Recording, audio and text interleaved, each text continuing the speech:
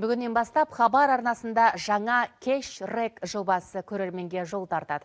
Қызыққа толы бағдарлама барысында қазақстандық өнер адамдарына тек жүргізуші ғана емес, көрерменде тікелей хабарласып сұрақ қоя алады. Бағдарлама жүргізушісі Алмас Тоғай. Алғашқы хабардың қонағы кім? Әңгіме не жайында өрбиді? Толығырақ сюжетте. Танымал тұлғалар жайлы тың мәліметтер мен қызықты ойындарды біздің арнадағы жаңа бағдарламадан көре аласыздар. Бүгін бізде бірінші қонақ өнер қырандары. Олардың сіздерге дайындап келген үлкен сыйы бар. Одан бөлек алда отандық және әлемдік аренада сахнада жүрген күтпеген қонақтар болады.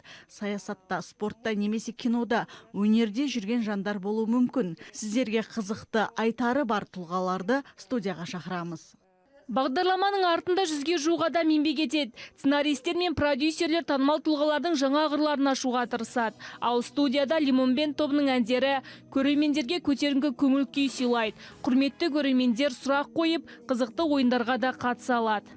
Сонымен қатар тікелей эфирде бізде 30-ға жуық көрермен біздің тікелей эфирдегі бағдарламаны студиямызда тамашалауға мүмкіндігі болады. Ол қонақтарымыздың өзіне бізде әр бағдарламамызда көңіл бөлінеді. Үнемі белсенді қонақтарымызға да арнайы сыйымыз да бар. Жалпы біздің әріптестеріміздің де күтіп жүрген бағдарламалардың бірі дайындық қызу.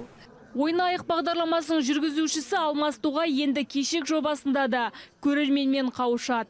Қауырт күннен кейін сүйікті тележүргізушілеріңіз дастархан басында отырған сіздерге жақсы көңіл күй сыйлауға дайын. Екі жобада да бармын, екі жобада жалғаса береді. Теле маусымның бірінші маусым аяқталғанға дейін біз эфирдеміз, яғни шілде айына дейін ол 40-қа жуық эфир. 40-қа жуық эфирдің ішінде біз енді бір адам ғана келіп отырмайды қонаққа. Оның ішінде топ болып келетіндері бар. Оның ішінде 200 адам бола ма, 100 адам бола ма, қанша адам болса да біз қуаныштымыз. Кешірек бағдарламасын жұмыс күндері дүйсенбі мен бейсенбі аралығында сағат 22:00-де хабар арнасынан көріңіздер. Хабарда болайық. Диана Қадыр, Самат Оспанов, Тайыр Мерекенов, Хабар.